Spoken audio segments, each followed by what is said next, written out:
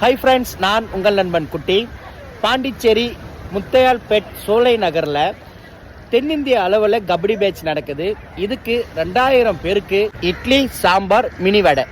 நைட்டே அந்த சாம்பார் பொடி அந்த சாம்பார் பொடி நெய் ஊற்றி அப்படியே அதில் கடலைப்பருப்பு, குண்டு உளுந்து, மிளகு, சீரகம், மல்லி, காஞ்ச மிளகா, வெந்தயம் சேர்த்து வறுத்து அரைச்சி சேர்த்த சாம்பார் எப்படின்னா இருக்கு? சூப்பரா இருக்கு. ஹைலைட்டே இல்ல, இந்த சாம்பார் பொடி தான். உங்களுக்கு வீடியோ தெளிவா சூப்பரா விளக்கமா வரும். அண்ணன் சாப்பிட்டு காமிக்க போறாரு, பாருங்க.